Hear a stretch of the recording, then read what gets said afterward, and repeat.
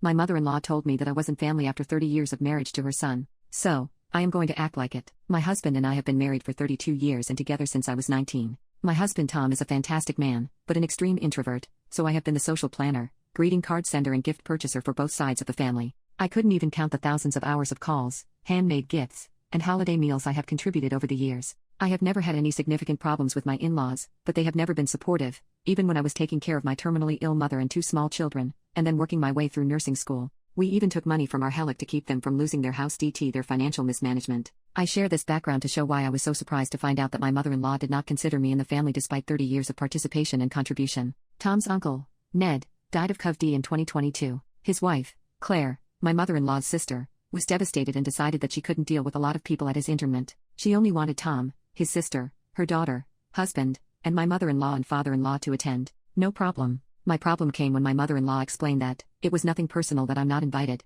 It's just because she only wants family there, and since I'm not family, of course I can't come. I chalked it up to poor wording, but for the subsequent 4 to 5 phone conversations, she kept saying nothing personal. It's just for family multiple times each conversation. She kept talking about the lovely luncheon they would have after the event I'm excluded from, which would be so lovely for the family to catch up, etc. Tom did tell mother-in-law not to refer to gatherings where I am not invited as for family only, but mother-in-law talked over him like she always does, and never registered how insulting it was. How am I not family after 30 plus years, 2 kids, and decades of effort? She wasn't mad or being vindictive. She was just calmly stating facts. She was acting like Tom is 20 years old and I am the flavor of the month, not his partner of 3 decades who saved his life and nursed him through a stroke, again without help, and all the aftermath. I was crushed. Inclusion is really important to me, and whenever I host a holiday, I make sure that friends and coworkers have a place to spend holidays and invite them to spend it at my house if they don't have other plans. Shutting someone out is one of the worst things you can do to a human. My solution? If my mother-in-law is going to treat me as my husband's +1, I'm going to start acting like it. I told Tom that all of the cards, gifts and communication with his family are here forward his job, and I will manage the same with my side of the family.